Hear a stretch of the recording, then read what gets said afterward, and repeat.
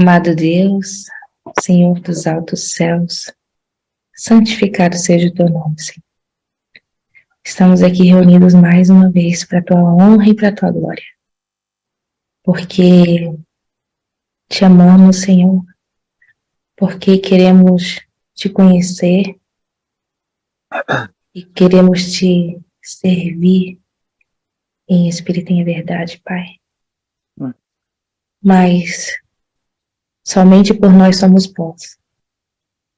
Não temos nada, Senhor. Absolutamente nada. Apenas um coração disposto, Senhor, a aprender mais sobre Ti. Disposto, Senhor, a Te servir. Disposto, Senhor, a caminhar contigo. E é isso que essa jornada durante este mês, Senhor, tem nos ensinado, tem nos reforçado, Pai, que é necessário caminharmos contigo constantemente, porque assim o Senhor nos mostrou no caminho do santuário, Pai. Por favor, Senhor, que não nos percamos, que não paremos na porta, que não paremos também no santo, Pai, porque queremos adentrar o Santíssimo na Tua suprema presença, Pai. Mas para isso precisamos, Senhor, estudar, precisamos estarmos preparados, Senhor, porque tudo aquilo que o Senhor nos quer dar é muito grande, Pai. É muito grande e nós precisamos estar preparados para receber. Portanto, lança Teu Santo Espírito, porque só assim nós conseguiremos. Em nome de Jesus, Pai, tem misericórdia de nós. Derrama Teu Santo Espírito no nosso mensageiro Roberto, Pai, para que tudo que provenha dele não seja palavras de homens, mas que provenha dos altos céus, diretamente do Teu trono, Pai. E em nome de Jesus, mais uma vez, Senhor, que eu te agradeço e te rogo pelo poder do Espírito Santo. Amém.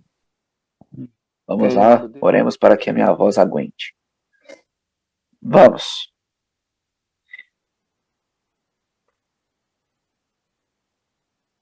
Eu vou dar 3 textos aqui da irmã White, que é muito importante no Eventos Finais, para que vocês possam entender a importância desse tema, tá?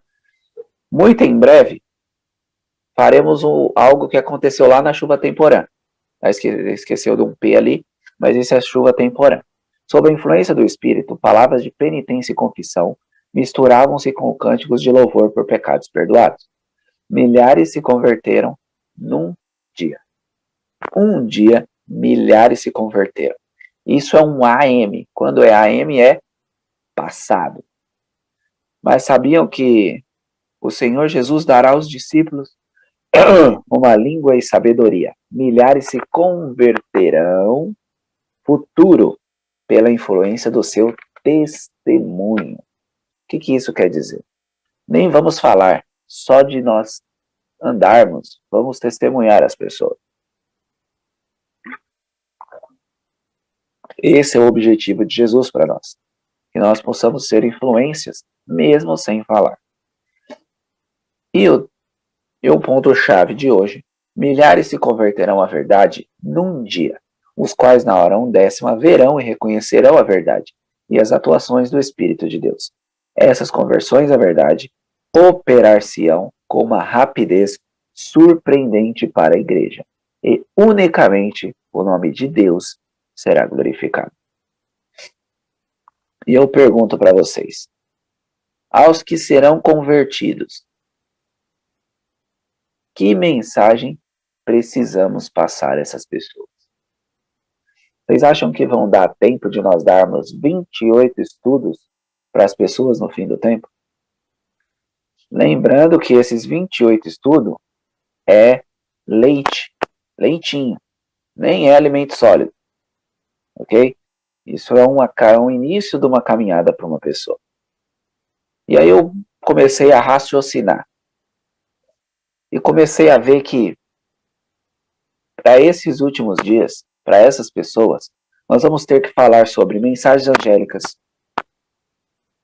Nós vamos ter que falar sobre julgamento, adoração, salvação, acontecimentos dos últimos dias. Vamos ter que falar sobre o sábado. O sábado é importante. A queda de Lúcifer. Por que a queda de Lúcifer é importante? Porque entender o mal é importante. Porque senão o pessoal vai ficar achando que Deus faz o mal. Nós precisamos entender de onde apareceu isso. É muito importante também entendermos de onde viemos para que nós saibamos para onde vamos. E aí entra 490 anos, 1260 anos e 2.300 tardes e manhãs. Nós vamos falar sobre isso. Nós vamos falar sobre santuário para essas pessoas. Olha o tanto de coisa que vamos falar nesses dias. Ou seja, tudo isso nós veríamos se fosse um dia em 1h30. Nós falaremos sobre todos esses temas em 1h20, tá? Hoje nós vamos fazer a primeira parte em 40 minutos e amanhã 40 minutos também, tá bem? Então eu conto com vocês aí para que nós possamos armazenar essas coisas no nosso cérebro. Um outro ponto. O título de hoje é o resumo do último filme da Terra, ou seja, o esboço do último filme da Terra. O que isso, por que desse título? Irmãos, nós perdemos muito tempo com coisas de filmes, séries, novelas e etc. É algo que nós, seres humanos, quando a colocamos na televisão, vai horas ali. Graças ao bom Deus eu tenho uma TV, mas eu não tenho nada de canal. Eu só uso para passar do YouTube para lá, porque às vezes eu quero fazer o culto e etc. Mas eu não tenho televisão.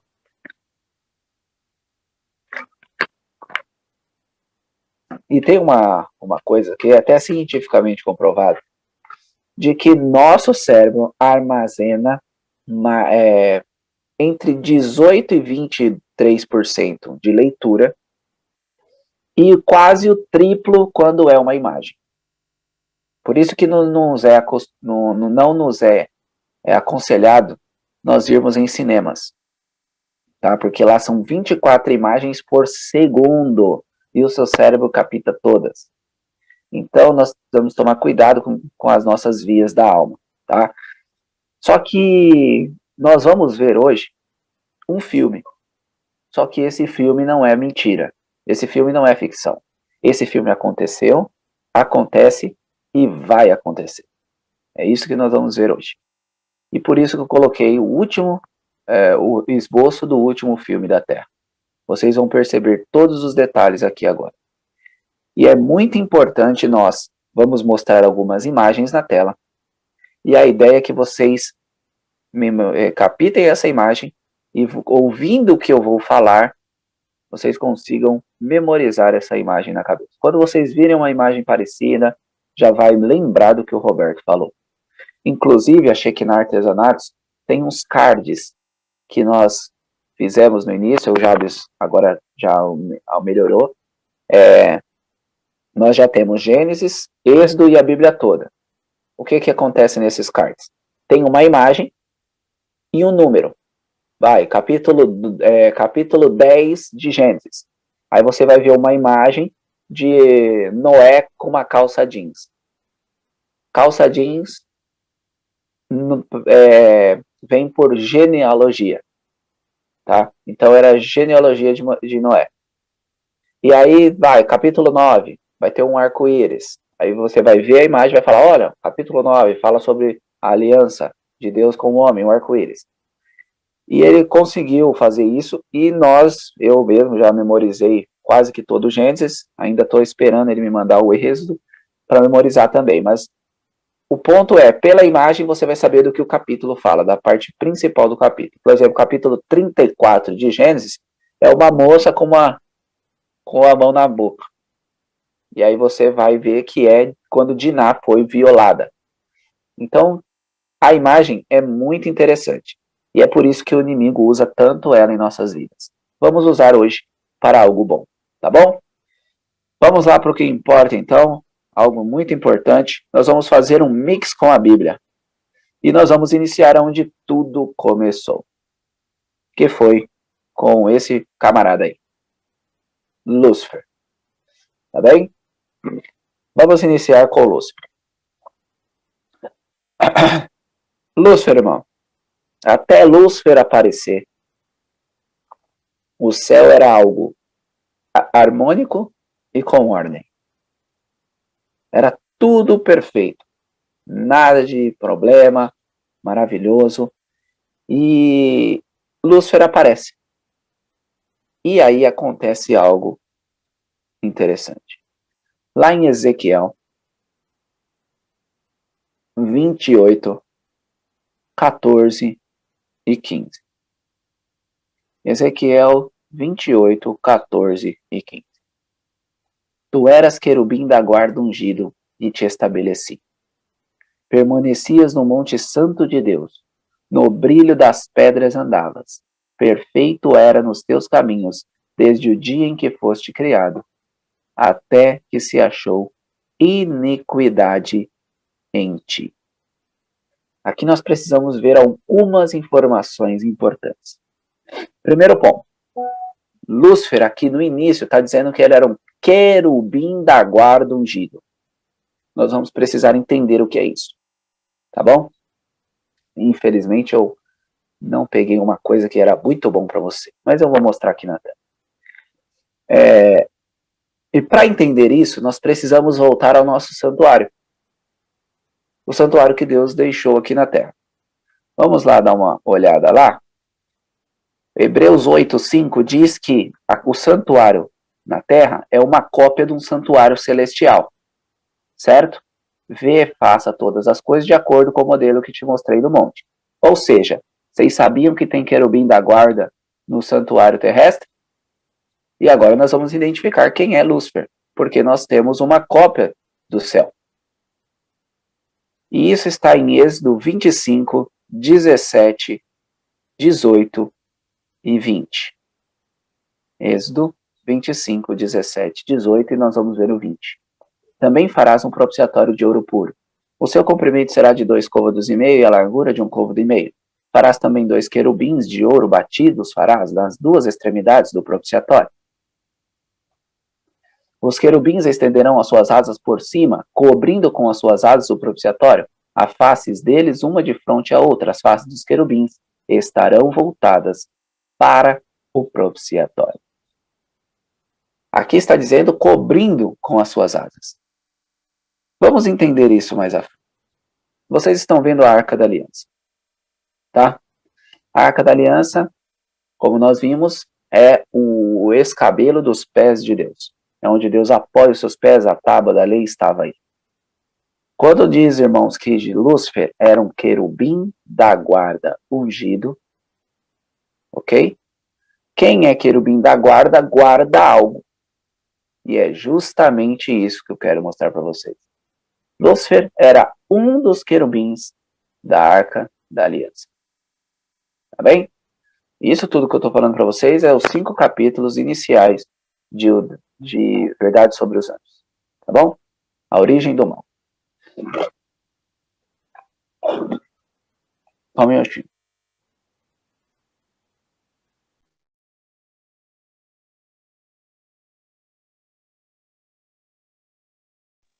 Então, ó, verdade sobre os anjos, tá?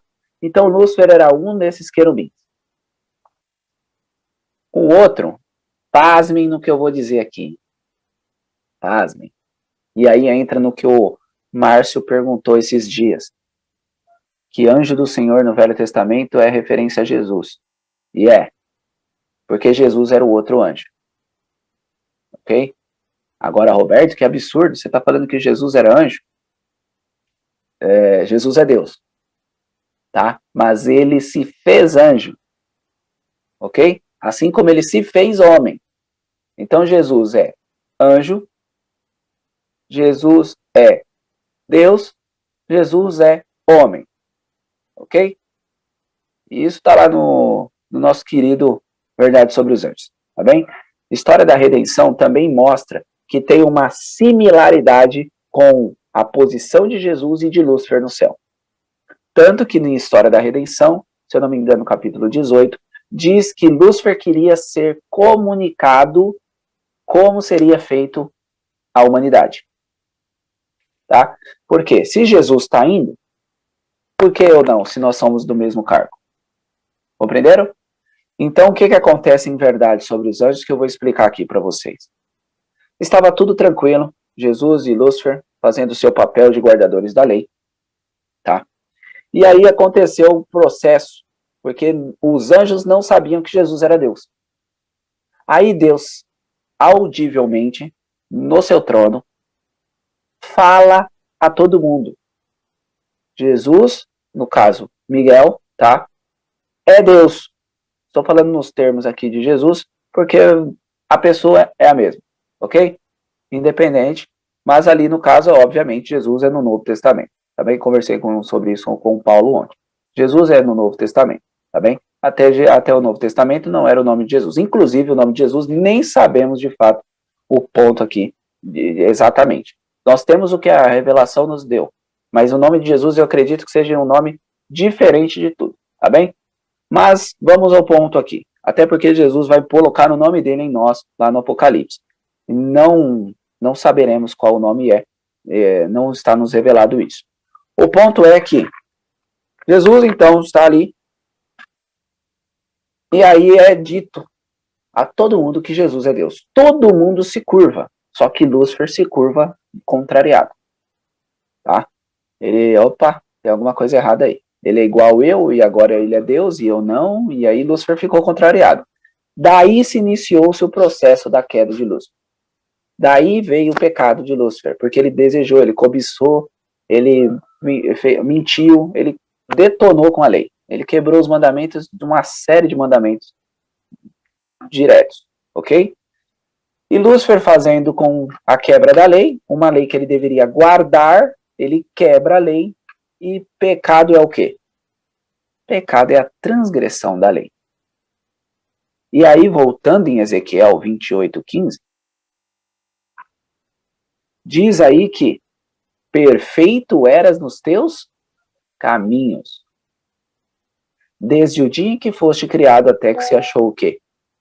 Iniquidade. Iniquidade é o quê? Eu tenho duas explicações aqui para vocês. Primeira coisa, por que Lúcifer era perfeito? Lúcifer era perfeito porque guardava a lei. Tá aí no texto para vocês. Perfeito era nos teus caminhos, desde o dia em que foste criado até, ou seja, ó, aqui você deixou de ser perfeito. Certo? Iniquidade. O que eu vou falar aqui para vocês é um termo bíblico, tá ok? Ó, Êxodo 33 diz o seguinte: eu sou o Senhor que perdoa pecado, transgressão e iniquidade. Ou seja, tem diferença de pecado, transgressão e iniquidade. E vocês vão saber agora. A consequência de ambos são inferno, ok? A consequência é a mesma, mas tem uma diferença entre pecado, transgressão e iniquidade. O pecado, irmão, é aquele que você está mirando o alvo e você escorrega, mas logo você volta para o alvo e não pratica mais esse pecado. Avante. A transgressão é quando você já tem uma recorrência. Então você está mirando no alvo, você cai, volta. Vai um pouco de tempo, cai, volta. Vai um pouco de tempo, cai, volta. E assim você continua a sua vida. Só que no caso da transgressão, a diferença de transgressão para iniquidade é uma infinitidade. Por quê? Na transgressão você se sente mal. Você fica, caí de novo, ô Senhor. E aí você se humilha e você fica muito triste, etc. Na iniquidade, você faz o pecado e acha que está certo. Entender as diferenças? Pecado, transgressão, iniquidade. Ou seja, iniquidade era o que Lúcifer chegou. Ele achava que estava certo ainda. Ele não estava nem aí mais para nenhum ponto. Não, eu estou certo, Deus que está errado. Isso é iniquidade. E quando nós, como seres humanos, caímos na iniquidade, aí é só milagre. Porque na iniquidade nós estamos fechados para o Espírito Santo. E aí, irmãos, aí é sério. Então nós precisamos bloquear essa iniquidade na transgressão. Porque se virar iniquidade, se você começar a achar certo fazer o que você está fazendo, aí é só milagre. E era justamente o que Lúcifer fez. Nós sabemos que iniquidade, nós já vimos isso ontem, em 1 João 3,4 diz que pecado é a transgressão da lei. E lá em 1 João 3, 4 e 5 fala sobre pecado, transgressão, o verso 5 fala sobre permanecer no pecado, que é a iniquidade. Ok? Então qualquer um desses três quebra o mandamento de Deus. E aqui nós estamos vendo que Lúcifer tinha algo para guardar, só que Lúcifer fez o quê? Quebrou. Ele quebrou os mandamentos de Deus. E não só isso. Pasmem com o que eu vou dizer aqui. Lúcifer, além de fazer o erro, além de quebrar a lei, ele ainda acusou Deus da lei dele ser injusta. E aí nós temos um outro problema. Vocês vão ver que a jogada de Lúcifer foi uma jogada de mestre. Ok? Se Deus não fosse o Deus Todo-Poderoso, ele estaria em saia justa. Porque a jogada de Lúcifer foi uma jogada de mestre. E vocês já vão entender isso. O ponto dessa primeira cena, eu vou agora mudar uma outra cena a partir de agora. Primeira cena, Lúcifer é um querubim da guarda. Ele deveria guardar a lei. Estava próximo do trono de Deus. Ok? Ele e Jesus tinham uma posição igual, parecida. Eles guardavam a lei. Estavam ali, diante do trono. Ok? Lúcifer, então, cai porque Deus se levanta e diz que Jesus não é anjo. Jesus é Deus. Tá bem? E então, acontece que Lúcifer não aceita isso. E agora ele fala que Deus está errado porque a lei de Deus não pode ser guardada. E ele difunde isso no céu. Difundindo isso no céu, há uma guerra literal no céu. Não é uma guerra simbólica. É uma guerra literal. Ninguém é expulso querendo assim, não, eu vou sair, obrigado. Não. Expulsão é de algo que teve que ter força. Ok? Então Miguel, que é Jesus no passado, expulsa Satanás para a terra. Agora vamos entender por que a terra. Por que esse mundo? Por que não outro lugar? Por que Deus não destruiu Lúcifer? Vamos responder todas essas questões a partir de agora. Então vamos para o segundo passo. Isaías 14, 12 e 13. Jeremias é um dos textos que mais fala sobre Lúcifer. Isaías 14 é o outro. Tá? Então nós vamos tirar algumas lições daqui também. Isaías 14, 12 e 13. Como caíste desde o céu, ó estrela da manhã. Inclusive fica mais fácil entender por que Lúcifer odeia Jesus. Ok? Vocês compreenderam aqui, né? Porque tem o mesmo cargo. Agora ele é Deus e eu não. Aí ele ficou brabo mesmo. Tanto que o problema de Lúcifer não é nem Deus, o Pai. É Jesus. Ok? Tudo que ele pôde fazer para esmagar Jesus, ele tenta. E sabe uma coisa que ele faz para atingir a Deus? Que nós pequemos. Toda vez que ele faz com que eu e você cometam um pecado, Jesus sofre. E é isso que ele está fazendo aqui nesse mundo agora. Porque ele não pode mais atingir a Deus de nenhuma forma depois da cruz. Então ele usa a mim e a você para fazer isso por ele. Como caíste desde o céu, ó estrela da manhã, filho da alva. Como foste cortado por terra, tu que debilitava as nações, e tu dizias no seu coração, eu subirei ao céu, acima das estrelas de Deus, exaltarei o meu trono, e no monte da congregação me assentarei, aos lados do norte. Pergunta para o irmão. Que congregação Lúcifer quer se exaltar? O que existia aqui? Existia só anjos. Então é óbvio que ele queria se exaltar acima dos anjos. E essa congregação que ele separou é justamente a dos anjos. Estão compreendendo? Lúcifer, a primeira congregação que ele separou foi a congregação dos anjos. e hoje ele continua separando a nós, com questões até tolas. Nós ficamos brigando entre si e Lúcifer está ganhando a batalha. Não a guerra, que a guerra ele perdeu, mas as batalhas ele vai vencendo. Nós precisamos entender que a guerra está ganha. Não é mais um problema em que nós precisamos ficar Deus e Satanás. Porque Satanás já está derrotado.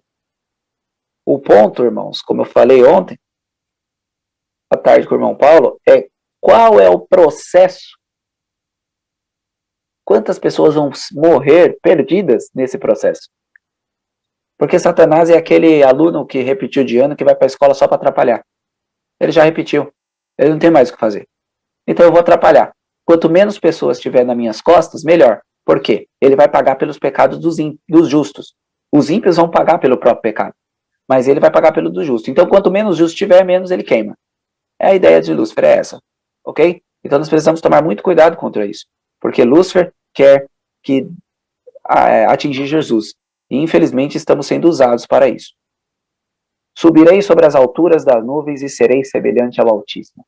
Pergunta aos irmãos. Quando você vê Altíssimo, quando você fala em Deus, o que vem no seu coração?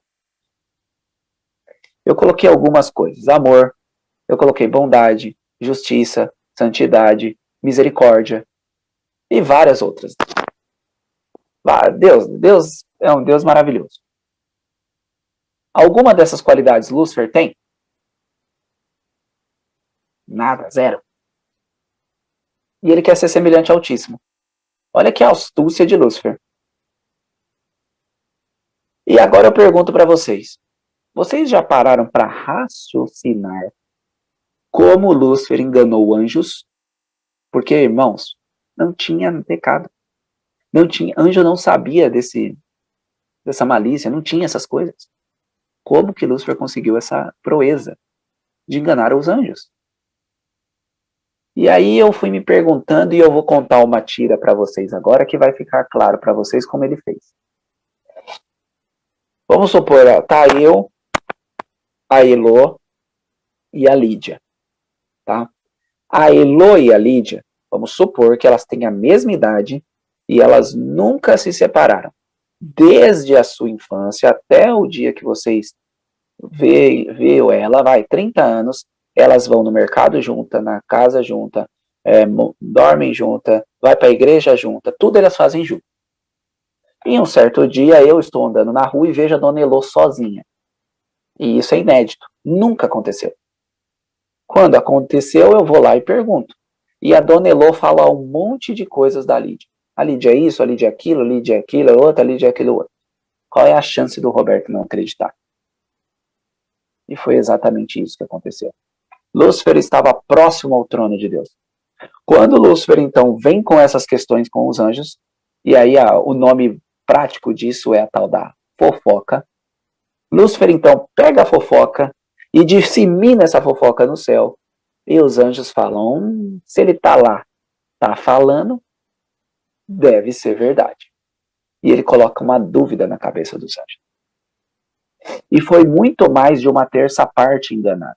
É que muitos, graças ao bom Deus, voltaram dos arrependimentos. Então eles se arrependeram. Inclusive, isso aqui que eu vou falar para vocês não tem base nenhuma. É um achômetro mas eu vou dizer para vocês.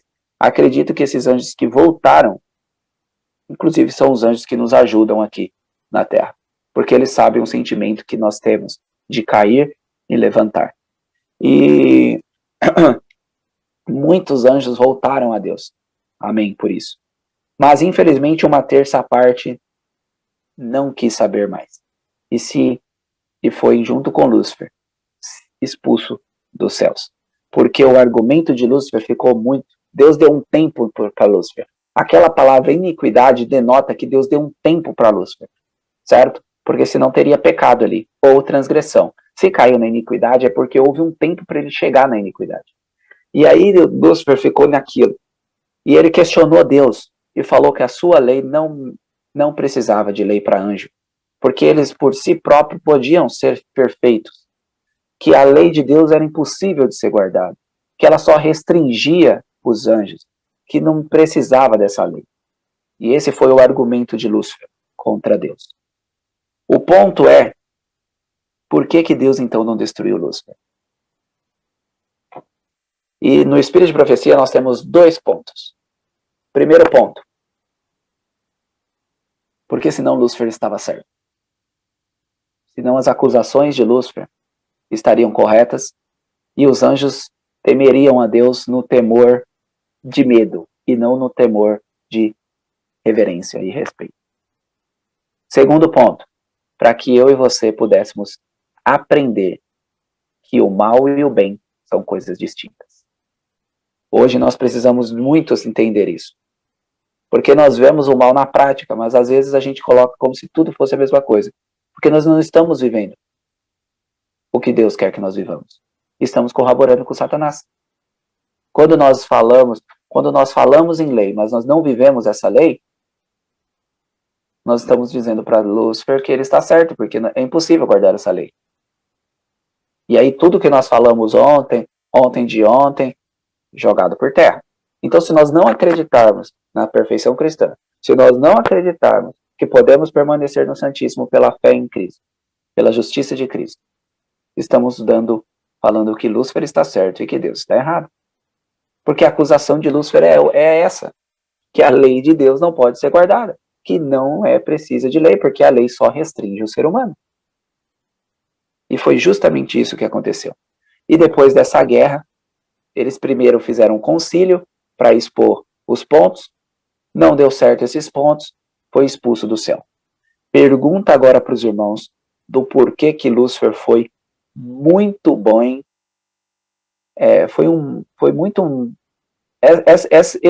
esse ponto de Lúcifer foi algo de mestre. Porque agora, biblicamente, eu dei 2 pontos do Espírito de Profecia. Agora eu vou dar na Bíblia do porquê que Deus não destruiu Lúcifer. Deuteronômios 19, 16 e 17. O que a Bíblia nos diz sobre isso? Deus levantou um princípio a Moisés, e quando Deus levanta um princípio, ele não pode voltar atrás do princípio, porque Deus não muda, ok? E esse princípio diz: quando se levantar testemunha falsa contra alguém, para testificar contra ele acerca de transgressão, então aqueles 2 homens que tiverem a demanda se apresentarão perante o Senhor, diante do sacerdote e dos juízes que houver naqueles dias. O que esse texto está nos mostrando?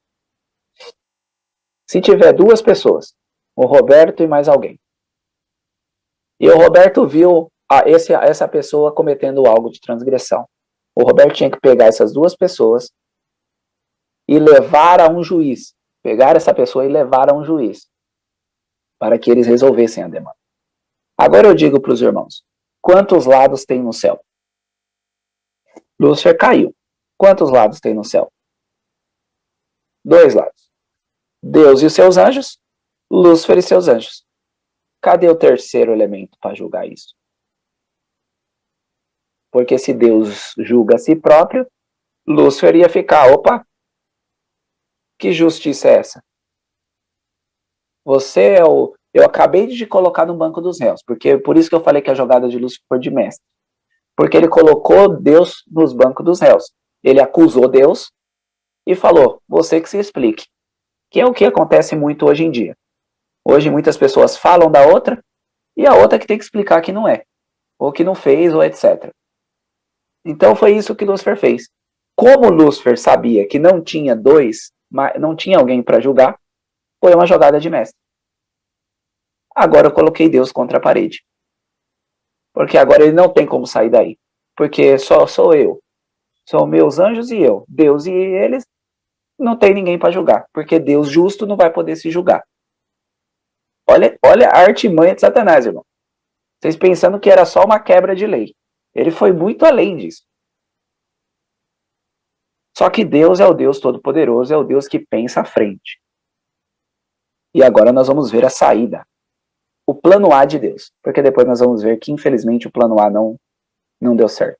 Mas o plano B vai dar. O plano A, Deus faz o seguinte. Vamos para Ezequiel 28, 17. Elevou-se o teu coração por causa da tua formosura, corrompeste a tua sabedoria por causa do teu resplendor.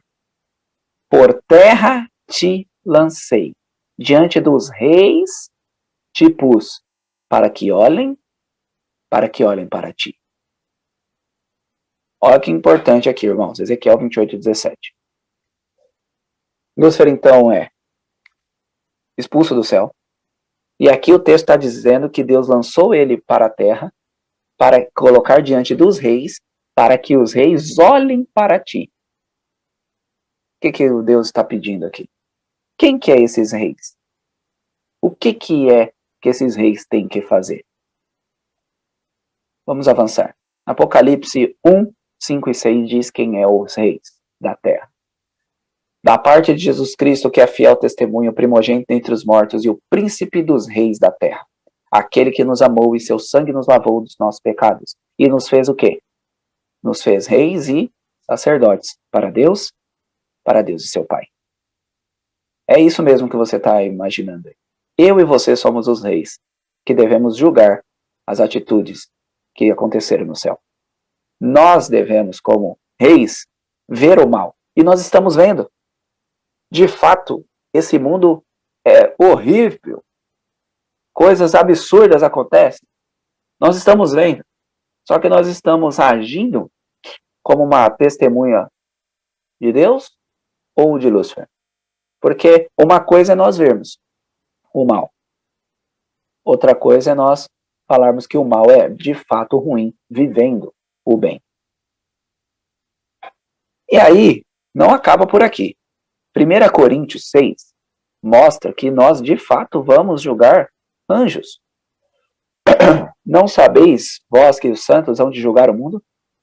Ora, se o mundo deve ser julgado por vós, sois porventura indignos de julgar as coisas mínimas?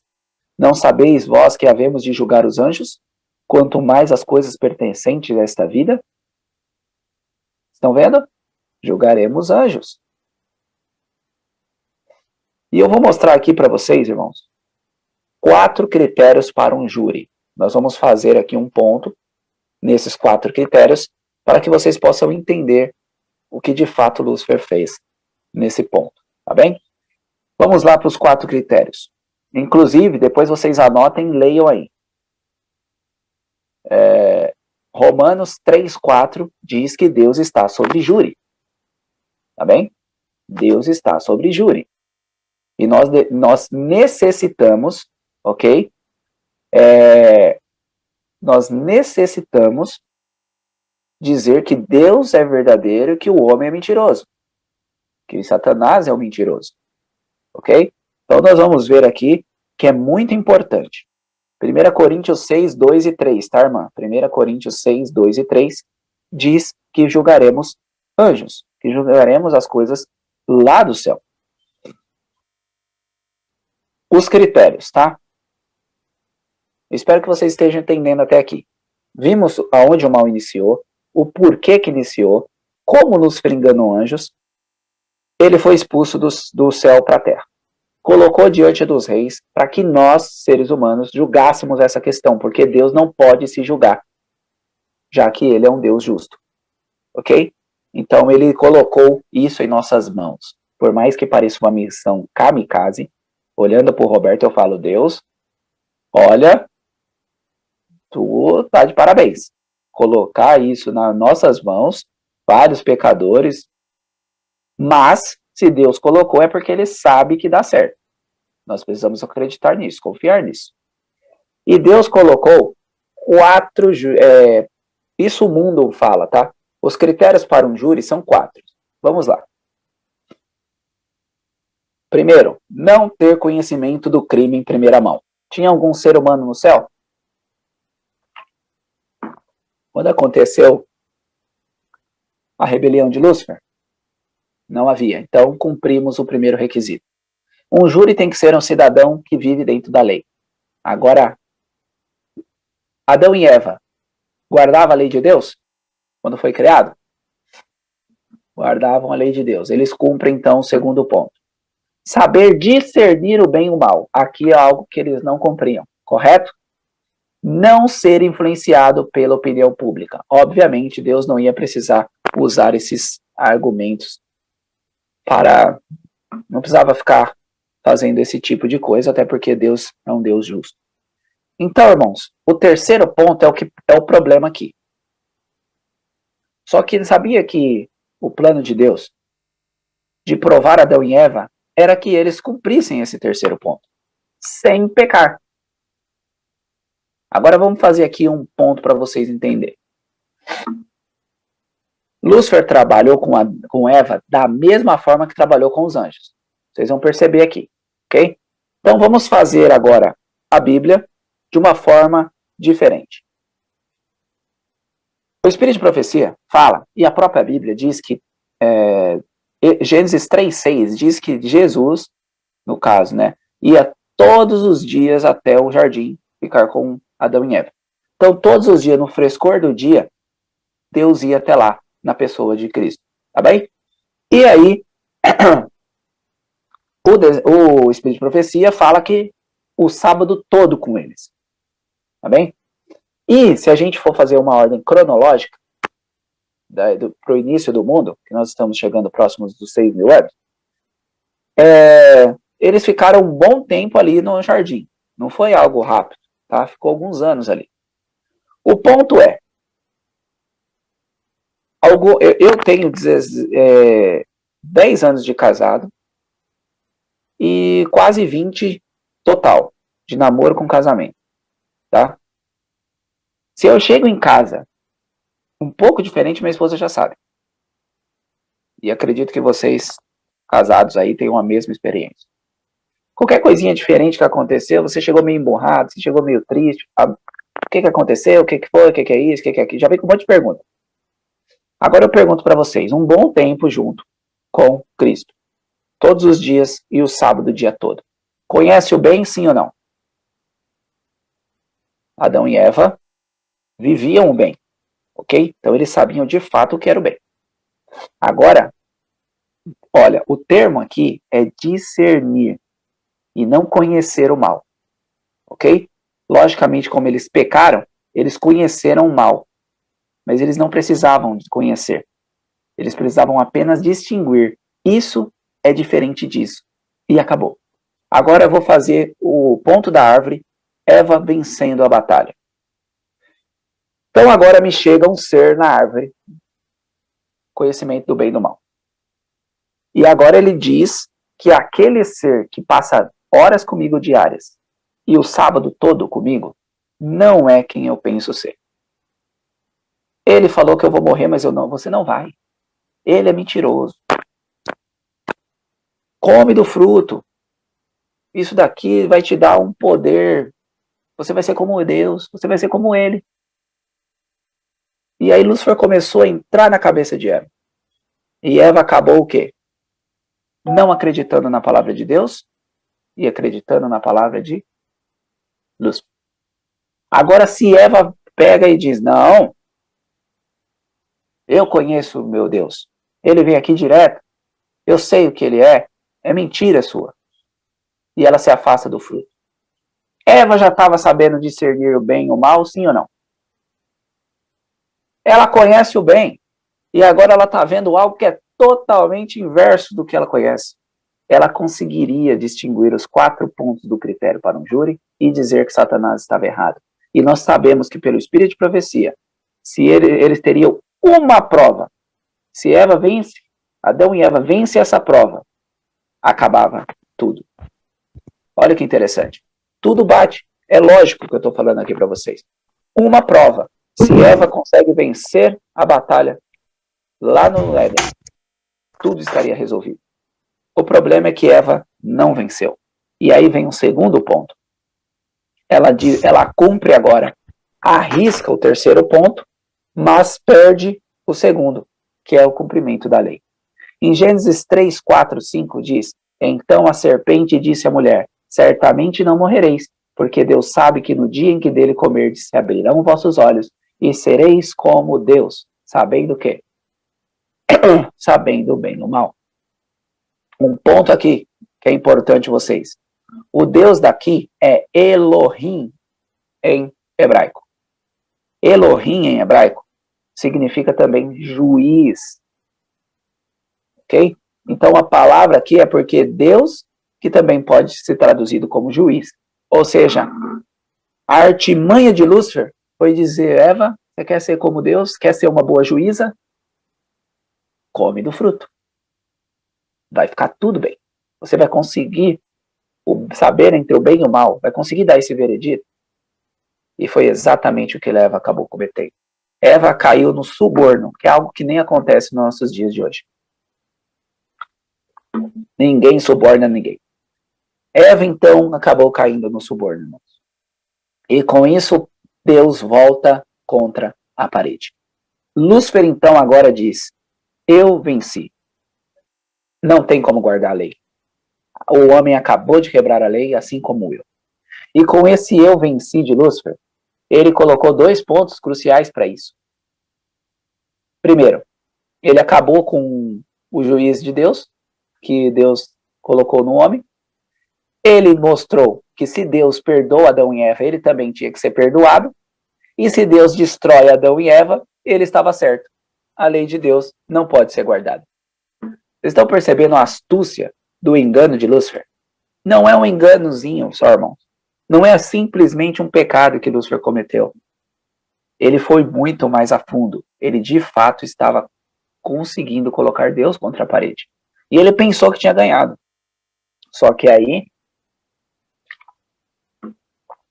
Deus tem um plano B.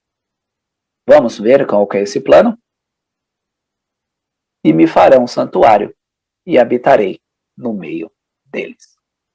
O plano B de Deus, que nós vamos ver amanhã, é o santuário. Nós vamos percorrer a Bíblia agora, mostrando o que o santuário é.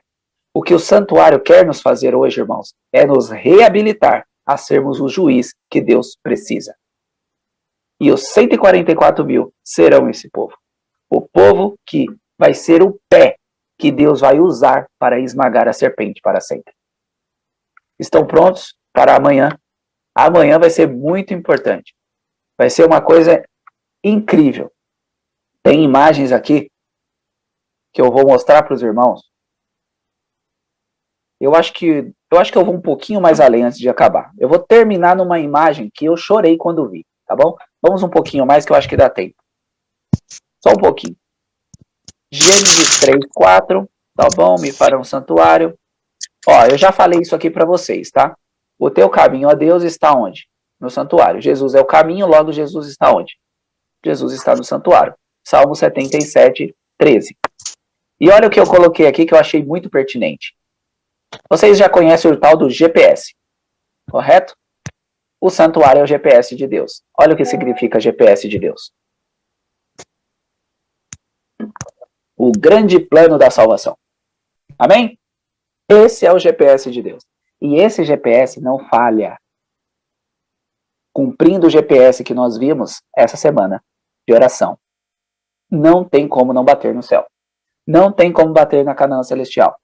Seguindo os passos de Cristo, do santuário, chegaremos lá, irmãos. Mas, logicamente, que precisamos de uma abnegação grande para isso. Mas Deus colocou o santuário em nossas vidas para nos habilitar a estarmos em sua presença e a sermos o juiz final. O juiz que vai realmente dizer que Satanás está errado e que Deus está certo. Lembrando disso, João 2, 19 e 21. Jesus respondeu e disse-lhe: derribai este templo em 3 dias e o levantarei. Disseram, pois, os judeus: em 46 anos foi edificado esse templo, e tu levantarás em 3 dias. Mas Jesus falava do quê? Do templo do corpo. Jesus era o próprio santuário na terra. Aí vocês me perguntam agora, será que os fariseus só falaram isso? Os fariseus não sabiam disso? Os fariseus estudavam o santuário. Quando foi muito grave o que os fariseus fizeram, porque eles não só rejeitaram Jesus, eles rejeitaram tudo o que eles aprenderam. Porque o santuário estava em carne e osso andando entre eles. E eles rejeitaram o santuário. Ok? Nós vamos entender isso a partir de amanhã. Nós vamos falar sobre os períodos de tempo. Eu acho que eu vou finalizar por aqui, meus irmãos. Vamos finalizar por aqui no santuário. O grande plano da salvação, tá? Amanhã nós vamos voltar nesses pontos. Por que eu vou falar isso? Porque nós vamos... Lembra aquelas imagens que eu pedi, que a dona Elô mostrou? As imagens dela? Nós pedimos para que vocês armazenassem aí 10 folhas com uma sequência que é essa aqui, ó. Para nós anotarmos amanhã o que o santuário é em várias escalas. Deixa eu ver aqui se vai. Aí. Tá? Só não coloquem... a primeira você pode fazer desse jeitinho aí que tá. As outras você não coloca candelabro, altar do incenso, lavatório, mesas, arca e altar do sacrifício. Tá? Vocês não colocam os pontos. Na primeira vocês copiam do jeitinho que tá aí. Tá bom? O altar do sacrifício, lavatório, mesa dos pães, candelabro, altar do incenso e arca da aliança. Vocês já estão vendo aí que os móveis são colocados no santuário da forma que Jesus morreria. Tá? Então, desde o êxodo, desde sempre, já se saberia como Jesus morreria, que era numa cruz. Tá? Mas nós vamos ver isso amanhã. Anotem, eu vou deixar isso na tela para que vocês possam fazer um rascunho numa folha e depois vocês façam mais 8 ou 9, tá bom? Façam 8 ou 9 para que vocês possam anotar. Porque amanhã nós vamos ver que o Novo Testamento está no santuário. Vamos ver o que Jesus significa no santuário. Vamos ver o que o santuário é para nós. Vamos ver que vamos ver Jesus encarnando no santuário, Jesus ascendendo no santuário. Vamos ver várias coisas sobre o santuário amanhã, que vai nos ajudar a entendermos o propósito de Deus em nossa vida, que é nos habilitar a sermos o juiz que Deus precisa para resolver todas essas questões humanamente, essa questão que Lúcifer colocou no céu. Espero que vocês tenham entendido até aqui, tá bom? Há um processo grande ainda a percorrer, mas Deus já tem a solução, que foi o grande plano da salvação. Então Lúcifer pensou que tinha vencido, mas ele perdeu quando o plano da redenção foi colocado em prática. E que Deus abençoe a cada um de vocês. E nos encontramos amanhã para terminar esse maravilhoso estudo. Amém, amém. Maravilhoso Deus e eterno Pai, nós agradecemos ao Senhor por esses momentos preciosos, Pai, que passamos nessa sala nesta manhã, por todos esses dias, Pai, durante todo esse mês, da qual o teu servo Roberto está conosco, trazendo mensagem, Pai, tocantes, sendo realmente nas tuas mãos o instrumento. O Senhor tem falado a nós através dele, nós te louvamos, te glorificamos, te agradecemos por isso. Eu quero pedir ao Senhor, meu Deus, que abençoa cada pessoa que está nessa sala, que tem estado aqui todas as manhãs. Eu peço, Senhor, batiza-nos com teu Espírito Santo. Nós carecemos, Pai, nós necessitamos do batismo do Espírito Santo cada manhã, para que nós possamos, Pai, viver, obedecer, andar nesta luz. E, acima de tudo, Pai, testemunhar, como nós vimos hoje, o nosso testemunho é muito importante.